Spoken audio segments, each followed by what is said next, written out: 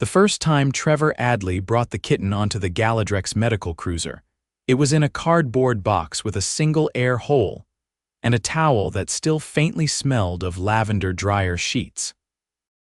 He held the box like it was fused to his palms, not because the kitten was fragile though she was, barely the size of a coffee mug, but because the environment couldn't have been less kitten-proof. The ship's docking bay reeked of sterilization chemicals and humming anti-biological fields. A pair of Sci-Fi med technicians scanned Trevor top to bottom, their cylindrical eyes blinking in alternating rhythms. "You carry a containment unit," one of them said, its voice like a wooden flute warbling underwater. "It's not a containment unit," Trevor said. "It's a box." "For a kitten." The other technician leaned in, its long, segmented neck craning toward the box. "Organic life, feline, Terran origin, risk factor moderate." Trevor shifted the box away. "She's harmless, just a kitten, let her purr." The Sci-Fi stared at him for a long beat. Then, without another word, they stepped aside and allowed him into the med bay. The kitten, who he'd named Mags, short for magnesium, peeked out of the hole, blinked once, then retreated into the towel. He was here for a routine checkup. Not for himself, he was fine, mostly, though he still got phantom aches in his left leg where the bone had been shattered during a landslide on Lyra 4, but for Mags. After all, if he was going to be stationed on a ship for 6 months, the tiny creature needed clearance. He wasn't about to leave her behind on Earth, and he'd already negotiated her as a companion therapeutic organism in the deployment contract. The Galadrex's chief veterinarian was a being called Dr. Glunn. He was a tall, seafoam green entity with 3 limbs and a single, flat eye that adjusted its aperture depending on who it was looking at. Trevor had met him once before during onboarding. The alien had expressed skepticism about the necessity of human pets, but said nothing more at the time. Now, in the examination room, Dr. Glunn stood behind a floating console, his long fingers tapping controls that made the scanner above the table hum to life. "Place the organism on the surface," Glunn said. Trevor gently lifted Mags from the box. She mewed once, turned a full circle on the cold metal and sat precisely on the edge of the scanner panel. "She's calm," Trevor said. "Doesn't like cold surfaces much, but she'll deal." Dr. Glunn's slit eye narrowed. He reached to a tray and produced something that looked like a soft mesh muzzle. "What is that?" Trevor asked. "A containment wrap for oral restraint. The organism may exhibit defensive behavior during the scan." Trevor took a step forward. "She's a kitten, she doesn't bite, not hard anyway." "You don't need to muzzle her. This is standard procedure for unknown quadrupeds." Trevor placed a hand on the table between Glunn and Mags. "She's harmless. Let her purr." The alien paused, eye flicking to Trevor's face, then back to the kitten. After a moment, he returned the mesh to the tray. "Proceeding without restraint," Glunn said. The scan took less than a minute. Mags stretched, extended one paw lazily, and began to purr. The sound was soft but filled the sterile room like a lullaby. Glunn's eye widened slightly. "That is not a threat vocalization," he said. "Nope," Trevor said. "It's contentment. She does that when she's happy." Glunn's fingers moved rapidly over the console. Biometric readings confirm low stress indicators, muscle tension negligible, heart rate within optimal range. "She likes you," Trevor offered. "You must have a calming presence." Glunn blinked once. "That is unlikely." The exam ended without incident. Glunn printed a small, laminated card with Mags's profile on it, complete with a holographic stamp that flickered between 2 alien symbols Trevor couldn't read.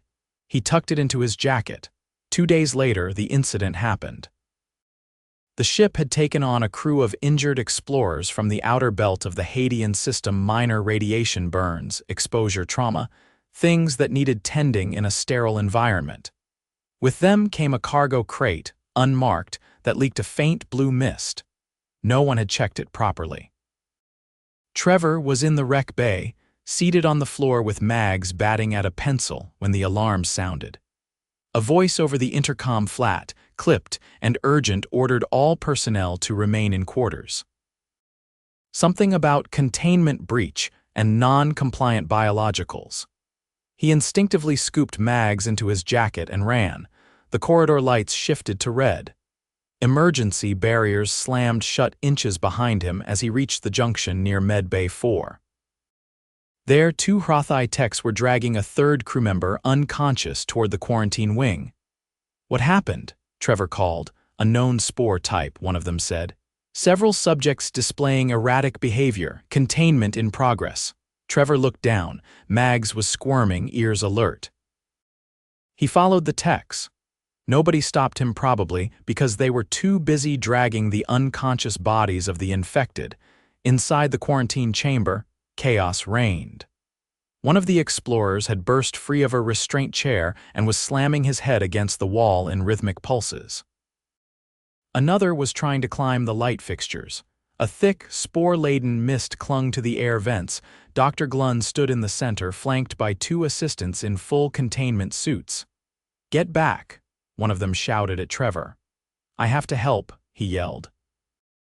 "I was a field medic. I know what I'm doing." "Unauthorized. I don't care." Then Mags slipped from his jacket. She landed with a soft thump on the floor, tail high, ears forward. She padded toward the nearest unstable explorer, the one clawing at his own arms. Trevor lunged to grab her, but she was already rubbing against the man's leg. Everyone froze. The man paused, looked down. His body trembled, but then he dropped to a squat and reached out. Mags purred loudly. The man's breathing slowed. The tremors stopped. After a few seconds, he sat fully on the floor, cradling the kitten in his lap like it was the only real thing in the room. "What the hell?" one of the assistants whispered. Glunn stepped forward, scanning the man. Neural agitation levels decreasing, cortisol production dropping. Motor hyperactivity stabilized. Trevor crouched nearby. "I told you, she's harmless. Let her purr." Mags moved from one patient to the next. Each time the results were the same. The infected calmed. The erratic behavior stopped. It wasn't a cure, but it was the first break the medical team had seen in hours. By the time containment was re-established and the spore neutralizer dispersed, Mags was asleep in a surgical tray, curled into a ball, oblivious to the fact that she'd just de-escalated a full-blown biohazard incident. Trevor collapsed onto a bench. His arms were shaking with adrenaline. Glunn approached. "The organism exhibits unexpected therapeutic efficacy." "She's a kitten," Trevor said. "It's what they do." "I will submit a request to study her further." Trevor narrowed his eyes. "Not in a lab setting." "Agreed." The next day, a revised protocol was distributed. Feline category organics were now considered emergency emotional stabilizers aboard the Galadrex Cruiser. A picture of Mags mid-purr was attached as a reference, Dr. Glunn still didn't smile. Trevor wasn't sure he could, but he stopped reaching for the mesh muzzle during exams. Mags got her own badge. It read in 4 languages. Therapeutic companion. "Do not restrain." Trevor pinned it to her carrier box and whispered, "Told you they'd figure it out." The kitten was banned from the bridge within 20 hours. It wasn't disciplinary, more of a logistical reclassification. Mags had wandered in during a quiet cycle, tail up and unconcerned, and chosen the navigation console as her new favorite warm surface. When the ship executed an automatic course correction mid-stretch, she slid halfway off the panel and, in her attempt to recover, triggered a navigational beacon ping that rerouted an entire convoy of freight drones into a holding pattern. The navigator, a gelatinous being named Vrel, had emitted a sound that made 2 crew members drop their styluses. After that, she was politely but firmly restricted to habitat level 3. Trevor didn't argue. He had other things to worry about. It was 5 days post-spore event, and the aftereffects were still unraveling. The patients had stabilized, yes, but the psychological residue was harder to map. Some of them reported vivid dreams involving impossible geometry. Others had developed a compulsion to catalog smells. One man refused to touch anything yellow. At 0700 shipboard time, Trevor sat across from a Hadron neurophysiologist named Kell. who resembled a cluster of cornflower stalks held together by translucent muscle fibers. They were both in the observation suite, watching a looped recording of one of the infected explorers, the one who tried to unscrew the light fixtures using his teeth. Kell adjusted the playback speed with a flick of their frond-like appendage. His ocular focus shifted 90 degrees off-axis. That's not just disorientation, that's a complete recalibration of spatial mapping. Trevor leaned forward, elbows on the table. Any idea how long it takes for that kind of neural compensation to reverse? Kell's fronds shivered slightly. For a hadron, approximately 2 cycles. For a human, unknown, your species compensates through non-standard pathways. Non-standard? Trevor asked. You favor inefficient but redundant systems. When one function fails, another unrelated one adapts. It's like navigating by smell when sight fails. Inelegant. But effective. Trevor glanced at the screen again. Inelegance a compliment where I come from. There was a pause as the footage looped again. The explorer sat motionless, mags curled up against his ribs. Kell pointed. That's the anomaly. Before contact with your feline, the subject displayed zero inhibitory control. Afterward, full cortical suppression within 75 seconds. She's not magic, Trevor said. She's just alive and small and has a motor that kicks in when she's comfortable. Kell turned their attention to him. You say that as though it explains anything. I mean, it kind of does. Your species assigns emotional utility to domesticated organisms. That's not unique. What is unique is the measurable physiological impact. You understand the implications, Trevor sighed. You want to replicate it? Kell didn't answer directly. Instead, they tapped a sequence on the console. A second screen lit up, this one showing a simulation chamber. Inside were 3 artificial life forms vaguely mammalian, covered in soft, synthetic fibers. One of them emitted a sound meant to mimic purring. Trevor winced. You built a robot cat, 3 prototypes, subtle variations in cadence, mass, and respiratory rhythm. They look like overcooked loaves of bread. Kell didn't respond. The playback showed one of the infected subjects interacting with the synthetic feline. There was tentative contact, a brief pause, and then nothing. No change, Trevor asked. None significant, heart rate decreased by 2%, cortisol unchanged, no behavioral shift. Trevor leaned back. Because you're trying to simulate the wrong thing, Kell's fronds twitched. Explain. She's not a device, she's unpredictable. She stares at walls for half an hour, then tries to murder a shoelace. There's no algorithm for that. Kell considered this. But unpredictability introduces risk. Yeah, Trevor said. That's why people fall in love. There was a long silence. The screens continued their loops. Then Kell spoke again. Would you allow us to monitor her during a standard interaction cycle, no interference? Just observation. Trevor hesitated. Define standard interaction. Her waking behaviors over a 24-hour period in your shared quarters. Will use passive sensors only. No probes, no tagging. Agreed. Trevor glanced toward the door. You'll need to install the sensors today. She's currently in a mood swing and trying to dominate my sock drawer. Understood. By the end of the day, 4 unobtrusive sensors had been embedded in the ceiling panels of Habitat 3, calibrated to track movement, audio, temperature variance, and biorhythm fluctuations. Mags ignored all of them with the same disdain she showed dust particles. At 0200, she knocked Trevor's mug off the nightstand. By 0400, she had crawled into the sleeve of his uniform jacket and refused to come out. The next morning, Kell arrived with preliminary data. She exhibits a consistent pattern of engagement followed by disengagement. Interaction spikes coincide with your vocal intonation rising above 60 decibels. Trevor stared down at the tablet. So she likes it when I'm loud. Correction. She reacts. Liking is a subjective inference. She licked my nose at 0300. That's not subjective. Kell's fronds fluttered, which Trevor had started to interpret as their version of a sigh. We are working with incomplete models. Your species' emotional semantics are not easily translatable. Trevor set the tablet down and looked up. You're not going to figure it out in a lab. Kel didn't respond immediately. Instead, they turned toward the viewport where the stars slipped soundlessly past. Trevor followed their gaze.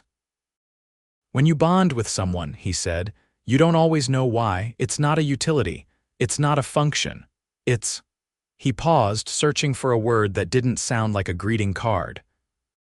It's a choice you keep making even when it stops making sense. Kel turned back, eye nodes contracting slightly. You choose to maintain the bond even in the absence of mutual benefit. Sometimes, especially then. Kel was silent for several seconds. I will revise the model, they said. Later that cycle, Trevor returned to his quarters to find a small, alien-made plush resting on his bed. It vaguely resembled Mag's if you squinted and ignored the extra limbs. A note attached to it read, in careful, printed Terran standard. Approximation Rev 2, for calibration. Feedback welcome. Trevor looked at Mags, who was busy attacking his bootlace again, then he looked at the plush. Yeah, he muttered. Good luck. He tossed the plush into the corner. Mags ignored it completely. By the following week, 2 more departments had submitted formal requests for feline cohabitation trials. One for long-haul isolation resilience, the other for pre-surgery patient stabilization. The requests included detailed risk matrices, but also more surprisingly handwritten justification essays. One of them was 3 pages long and included a drawing of a cat wearing a tiny lab coat. Trevor didn't respond. He forwarded them to Glunn. He wasn't sure what would come next. Maybe a fleet-wide initiative. Maybe an official designation in the interspecies therapeutic companion registry if such a thing existed. But that night, as Mags settled on his chest and began her usual low-frequency purr, he didn't think about any of that. He just closed his eyes and listened. The smell in the rehabilitation ward had shifted. Not in an unpleasant way, more like someone had finally stopped fighting the idea that living beings produced odors, and had opened the system's air filters to allow a bit of actual life through. The sterile tang of carbon scrubbers still underpinned everything, but now it was seasoned faintly with dried herbs and something faintly citrus. Trevor noticed it the moment he stepped through the sliding door, Mags poking her head from the sling across his chest. Is that lemon balm? He asked, nodding toward the air vent. Gora, a Vextrally therapist with a folded exoskeleton that creaked when she bent, didn't look up from the patient chart she was holding. It's called Peltia in our language, calming agent. Your kitten's respiratory rhythm increases when it's present. You tested her breathing rate without physical interference. She tapped the chart. Your species is allergic to most of our sedatives. We're improvising. Trevor settled onto the low bench near the window, the one that overlooked the hydroponic bay. Mags climbed out of her sling and onto the sill, tail flicking once before she curled into a loose ball. The patient they were monitoring today was a Garvian named Turl, whose injuries weren't external.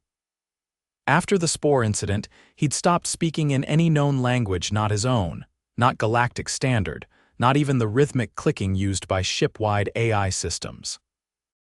He'd taken to drawing spirals on every surface available, sometimes with food paste, sometimes with his own claws.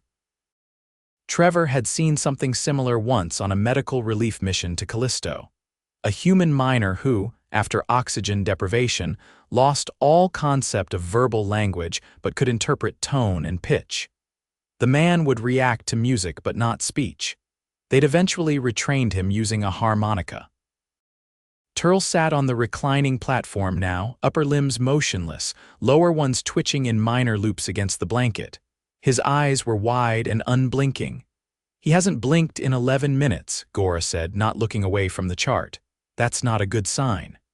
Trevor rubbed his jaw. Any response to scent triggers? We tried 6. None activated limb reflex or auditory markers. Trevor looked at Mags. Has he seen her? Twice. No reaction. Can I try something? Gora raised one of her middle arms, vaguely in the affirmative. Trevor rose and approached the platform slowly. He kept his body language loose, unthreatening. Turl didn't move. He crouched beside the reclining form. "Hey, I'm Trevor. You probably don't remember me. I was the one who helped move you when you couldn't stand. It was a rough week." No response. The eyes didn't even flicker. "I brought someone," Trevor said. He extended his arm slowly, palm flat. Mags, predictably, ignored it. She continued grooming her paw, then paused, ears swiveling slightly.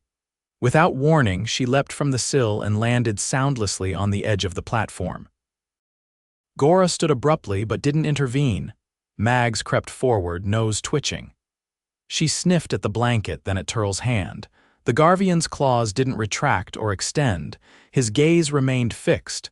Then she did something Trevor hadn't seen before. She crawled onto his chest, settled into the space between his shoulders, and began kneading slow, deliberate pressure with alternating paws, claws just barely unsheathed, not enough to puncture. Trevor watched. Gora took a step closer. Turl's limbs began twitching differently, shorter movements, not the aimless spirals from before. His eyes flicked downward toward the pressure on his chest. He blinked, once, twice. Then his left hand lifted and hovered just above Mags's back. He didn't touch her. But his fingers spread as if registering texture. Gora whispered, "That's a voluntary motor pattern." Trevor nodded. Mags began purring. The sound came slowly, like water warming on low heat. It filled the space between them like it always did, not loud but complete. Turl's body relaxed. His hand dropped gently, resting beside her.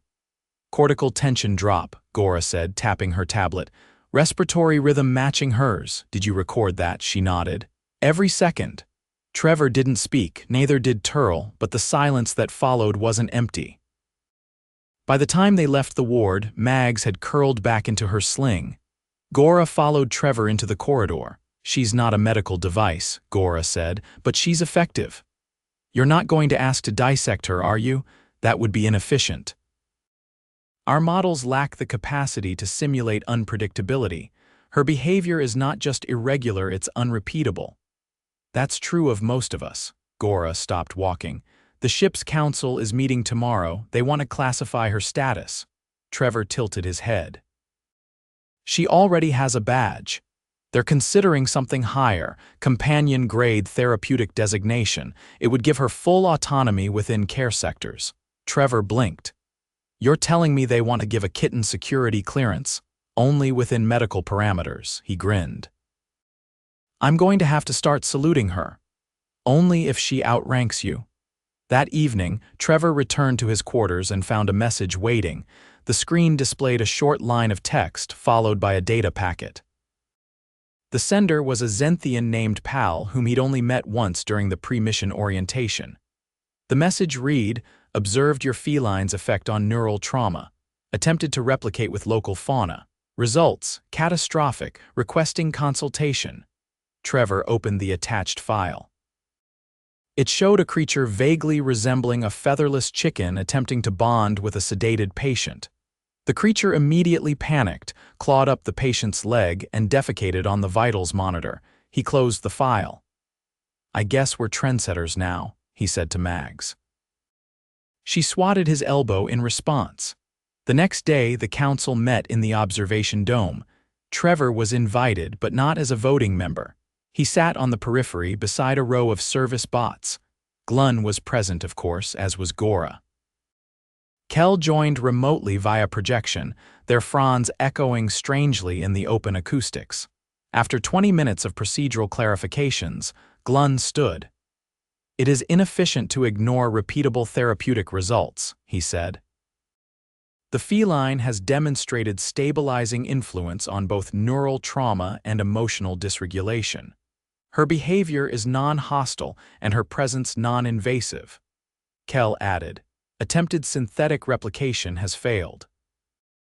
Organic unpredictability appears essential to efficacy." One of the council members, a being composed entirely of vibrating membranes, asked, "How can behavioral consistency be assured?" Trevor stood. "It can't," he said. "That's the point. We've spent centuries trying to make everything predictable. But sometimes what they respond to is something alive, something that doesn't follow the script. There was a pause. Then the Zenthian delegate, seated beside a floral interpreter drone, said, "Then we must revise the script." The vote passed unanimously. Mags was granted therapeutic entity status. She now had unrestricted access to the medical decks, including the rehabilitation ward, the long-term observation chambers, and the patient gardens. She still wasn't allowed back on the bridge. Trevor found her later that evening, perched atop a stack of folded blankets in the supply room, surveying her domain. He sat beside her, leaned back against the wall, and closed his eyes. For the first time in weeks, nothing needed fixing. No one was clawing at the walls. No one was spiraling into silence. No one was trying to quantify a purr, and for a little while that was enough.